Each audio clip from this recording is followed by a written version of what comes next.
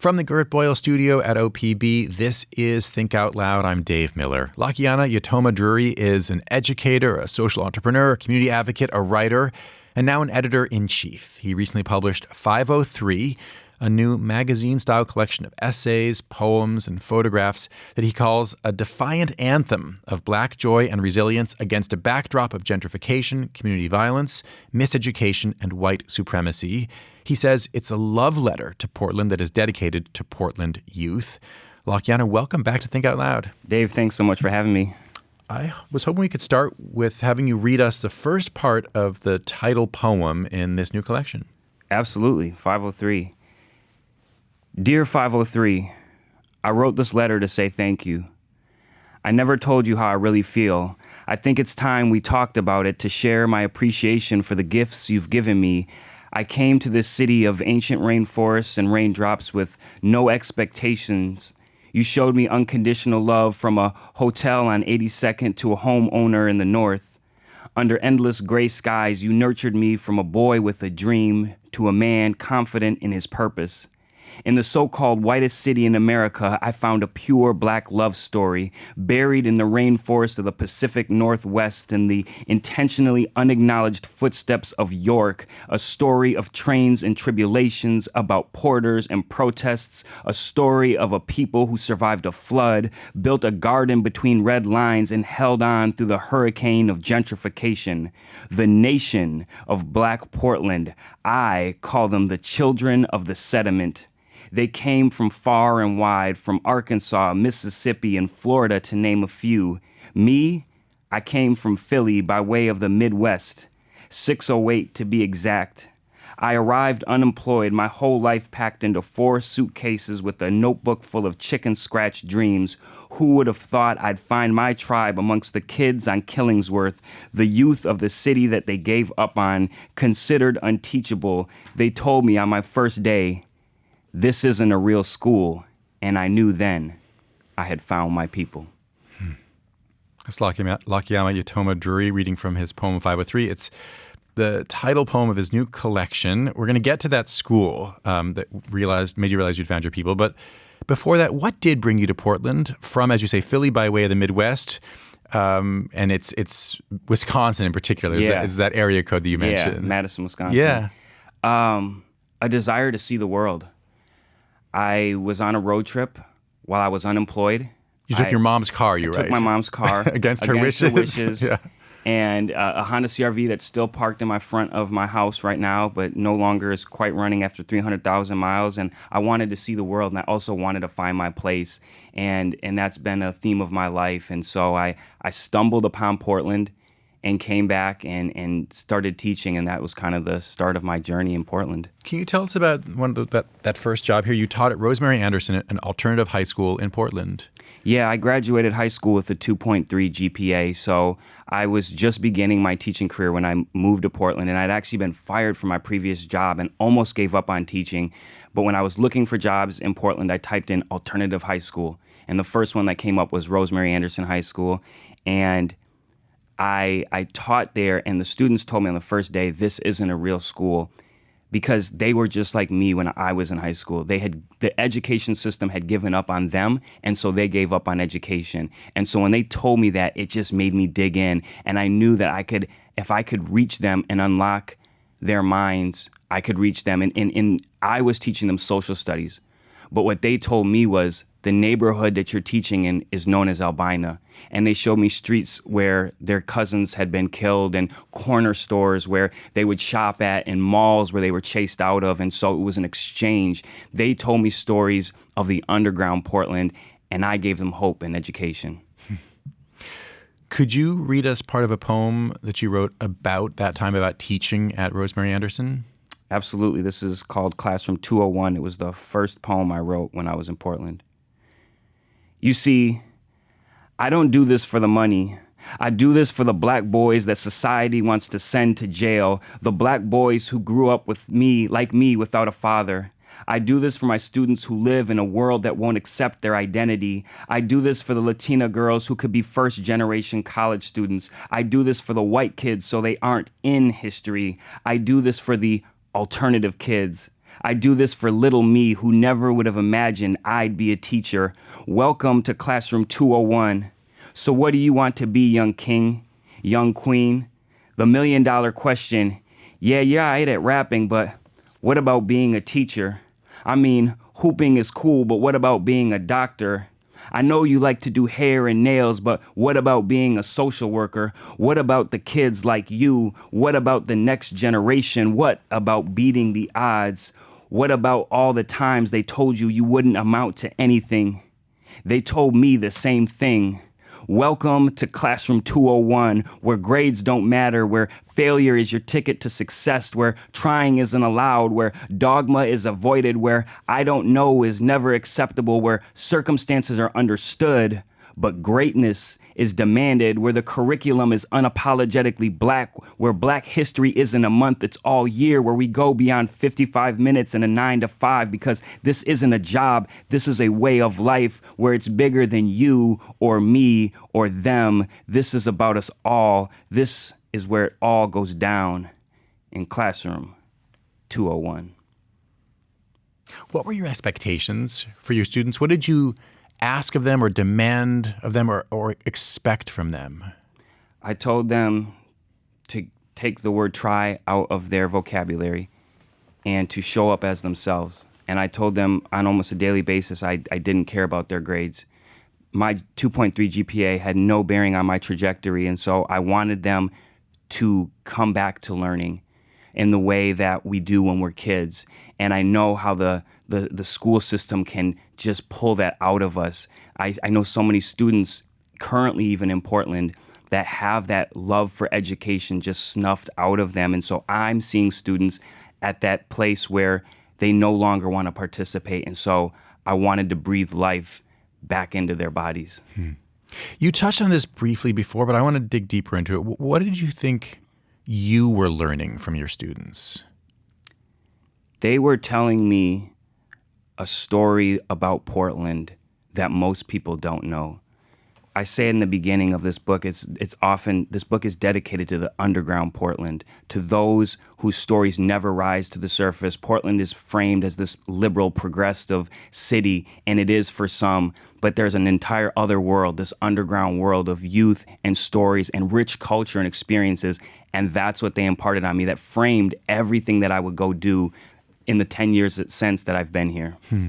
That included starting a nonprofit called Word is Bond, which we've talked about, but it's been a while. The last time you were on with one of your participants, one of your students, was 5 years ago. Can you just, for folks who missed that, can you tell us what Word is Bond is, what the mission and the idea is? The mission of Word is Bond is, what if young Black men were empowered to their fullest potential? And we empower young Black men through dynamic programming to reach to the stars. And when I was growing up, I had no Black teachers, one, kindergarten through 12th grade. I met my father when I was 10 years old. So what I was told about being a Black boy or being a Black man was very limited. And so in creating Word is Bond, we're showing them their fullest potential. And our programs take you all the way through high school, through Portland. And since we first came here on OPB to now, we now have programs that send them all the way to Ghana to go back to the source of where all the greatness started. You've been doing this for long enough. I imagine that some of the people who you were teaching when they were in high school or mentoring and helping through Respond, they're young adults now. Yeah. What's it like to now be seeing the successes of some of the people that were struggling when you first encountered them?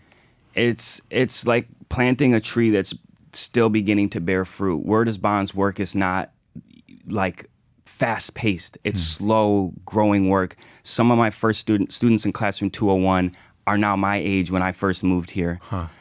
Some of them told me 5 years ago, I'm never going to college, and now they're seniors at PSU. They're graduating, they're beating expectations. Some of them, my original Word is Bond ambassadors, now married and a parent. So it's just a beautiful experience and just part of the incredible journey that I've been on here in 503.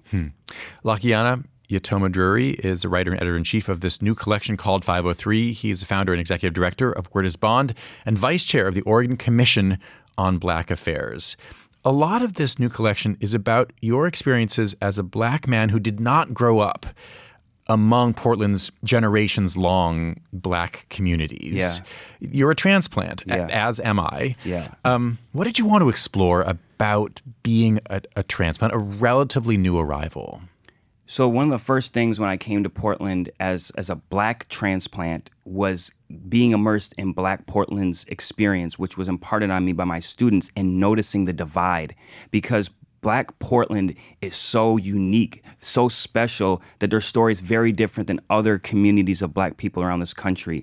And so I quickly recognized that there was a way in which I had to approach in order to be a part of this community. Were you made to feel like an outsider? The interesting thing is, not at all from the very beginning, from my mentorship under Joe McFerrin to my students, but it was because I was in a community-based organization that kind of facilitated my learning. I've always felt welcomed in Portland, which is crazy because I came from Philly, the city of brotherly love, a predominantly Black city, but I felt more connected here in ways I just can't describe. Huh. Could you read us another excerpt? This is from that first poem we talked about earlier, 503. And this to me, this gets at the question of belonging and also maybe just becoming a Portlander. Yeah. Your stories became my stories, from the youth, from the elders, from the activists. I brought my step box to Union Station. I worked the shipyards of Vanport. I sang in the church choir on Sundays in Albina. I drank moonshine to jazz melodies in Jumptown. I remember the great ones who came before me, Beatrice Morrow and Charles Jordan. I ate a hot plate at House of Umoja. As the neighborhood changed, so too did I. And when they pushed me back east, I took the 72 back to Killingsworth with all my Blackness. I was really moved by that.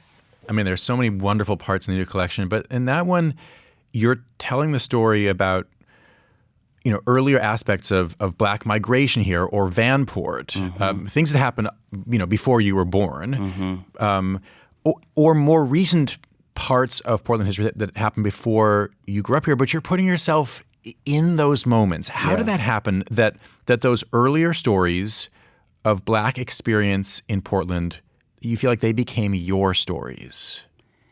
When you sit in a classroom full of students with beautiful and broken stories, they start to seep into your bones. When you're mentored by people like Chappie Grice, rest in love to him, and he tells you the stories of the community, and you sit with people like Lakeitha Elliott or Rakaya Adams, who wrote the foreword for this book, those stories impart on you. And I'm a storyteller. So when I hear them, they inspire me. And I wish I could have lived back in those times when Albina was the community that we're working to reconnect it and make it be, or Vanport.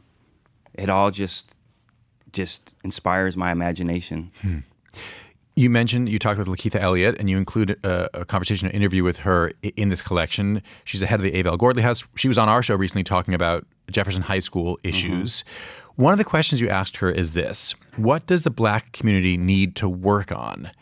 That's the kind of question that's most comfortably asked within a community, not by a white person like me. But it's a question you ask somebody else. I'm curious, if somebody asked you that, how you would answer it. What does the Black community need to work on? Yeah.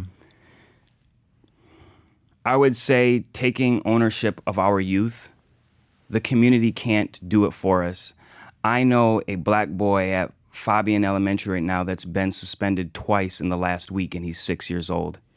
The education system cannot do for us what we can do for ourselves. So we cannot rely on an outside system. So grab hold of our youth, each one, teach one, in the way that we used to do it back in the day. Stop them, ask them where they're going, pour love onto them. Lakeitha shares a beautiful story in her community in this interview where she talks about a neighborhood man that used to give them snacks and candy and always talk to them on their way to school. And so I think we need to return to that and to really embrace our youth and help them rise to their fullest potential. The second part of that question to her that I mentioned, you asked her this: what needs to be healed in the community right now? I'd love to turn that one back on you as well. Where do you see the need for healing? I think we need more closed door spaces where it's just us. A lot of time, Black Portland is convened by white power structures. We need to convene ourselves. We need to heal ourselves. We need to give ourselves grace. We need to share our stories with the youth. Ariana, the final person I interviewed in the title essay of this book, talks about a block party. And it's such a beautiful concept. It's not a lot of money. It's not a lot of razzmatazz. It's certainly not DEI structures. It's returning to community and to the roots.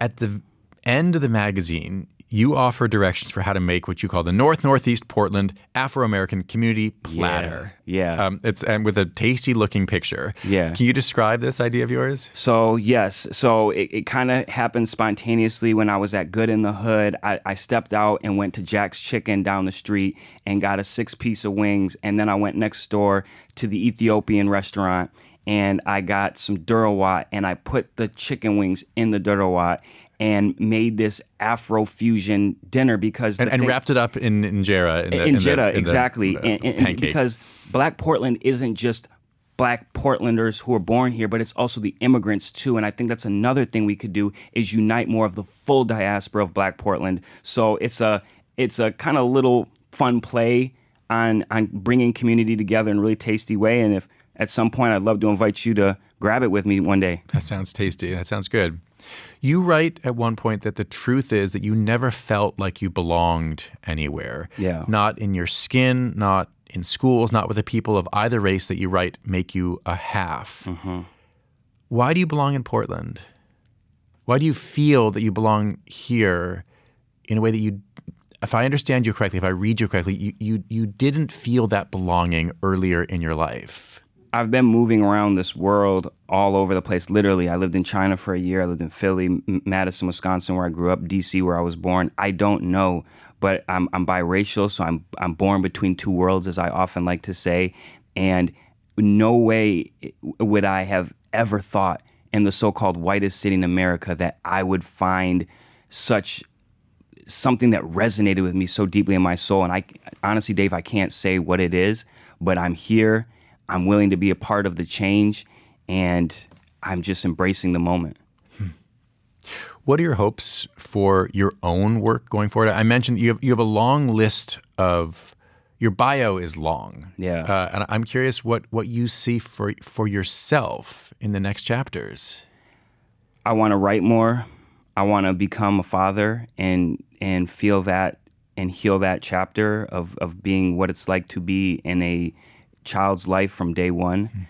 And I want to build Word is Bond into a national and international organization with chapters across this country. Where can people pick up a copy of 503? Right now, you can pick it up on my website, LakayanADrury.com, and also starting tomorrow at Chess Club down in Old Town, and hopefully some other retailers coming soon. I'm curious what kinds of responses you've gotten to this. It's only been officially out for a little bit. Yeah. But it's a magazine that's deeply embedded in the idea of community. It is. I mean, you've called it a love letter. Yeah. What have you heard about it so far? It's resonated with people in so many different ways. You know, Classroom 201 has kind of been the sleeper hit, which brought me back to my original time in Portland. But I think people just feel uplifted by the stories. I had one woman who said a comment in here about sex work really felt her feel seen. And those are the types of stories that I am shining light onto the underground Portland, the other world, whether it's in the Lloyd Center community, Albina, Cully, we in 503 is here to uplift those stories. Lakayana, thanks so much. Thank you, Dave. Lakayana Yotoma Drury is the writer and editor-in-chief of 503. He is the vice chair of the Oregon Commission on Black Affairs and founder and executive director of the nonprofit Word is Bond. Word is Bond. Just as a reminder, there are a lot of ways you can get in touch with us if you have questions about what we should cover or suggestions for what we should do. You can email us. We're thinkOutloud@opb.org.